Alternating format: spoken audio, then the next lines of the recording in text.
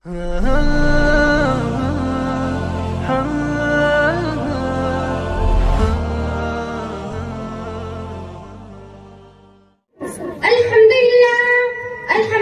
نحمده على اما بعد اعوذ باللہ من الشیطان الرجیم بسم اللہ الرحمن الرحیم انا انزلناه في ليلة القدر وما ادراك ما ليلة القدر ليلة القدر خير من الف شهر تنزل الملائكة والروح فيها بإذن ربهم من كل امر سلام هي حتى مطلع الفجر.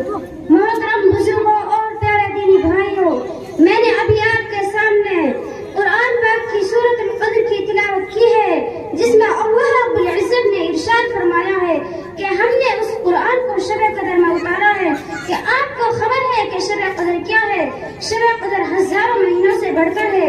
اس رات کو فرشتے جبریل امین اترتے ہیں اپنے پروردگار کے حکم سے امر خیر کو لے کر، اور رہتی ہے سلامت طلوع فجر تک.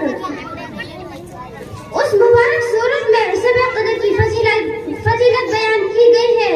یہ رات رمضان المبارک کی آخری 10 راتوں میں سے کوئی ایک رات ہے، یعنی 21ویں 23ویں 25ویں 27ویں 29ویں تاریخ کی راتوں میں سے کوئی ایک رات ہے. اور کچھ لوگوں کا کہنا ہے کہ 27ویں رات ہے. رمضان المبارک کی آخری 10 راتوں میں بہت سے لوگ مسجدوں میں اعتکاف کرتے ہیں، یعنی دن رات مسجد میں ہی رہتے ہیں اور زیادہ سے زیادہ عبادت ذکر دعا تلاوت میں وقت گزارتے ہیں. ایسے لوگ بڑے خوش قسمت ہیں کہ ان کو آسانی سے یہ رات مل سکتی ہے اور اس کی رحمتوں و برکتوں کا یہ حاصل کر سکتے ہیں.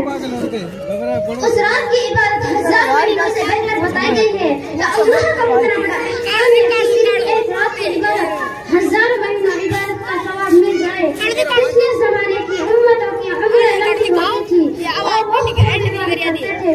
حضور صلی اللہ علیہ وسلم کی امت کو عمر کم دی گئی ہے، لیکن پہلے لوگ جیسے عبادت کا ثواب یہ بھی حاصل کر سکتے ہیں.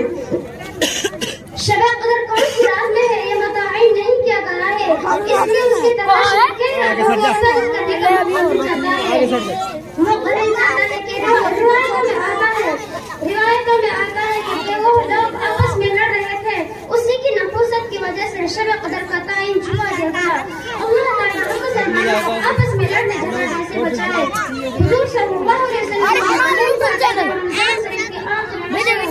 شروع ہوتا تو عبادت کا بہت زیادہ اہتمام فرماتے تھے. ازداد مطہرہ صلاح جاریہ کو بھی جگاتے تاکہ وہ بھی عبادت کر سکے. ہمیں بھی اپنے آقا صلی اللہ علیہ وسلم زیادہ سے زیادہ عبادت کرنی چاہیے. خوب رو کر گر گڑا کر اللہ رب العزت سے دعائیں کرنی چاہیے. اللہ کی طرف سے تو اعلان ہوتا ہے کوئی روزی مانگنے والا ہے کہ میں اس کی روزی کشادہ کر دوں، صحت مانگنے والا کہ میں اس کے لیے عطا کر دوں. یہ رمضان اس کی پکار پر دوڑے. آخر میں اللہ پاک سے دعا ہے اب تک ہم سے شب قدر کی جو ناقدری ہوئی ہے وہ معاف فرمائے اور اس کی پوری قدردانی کی توفیق فرمائے. آمین.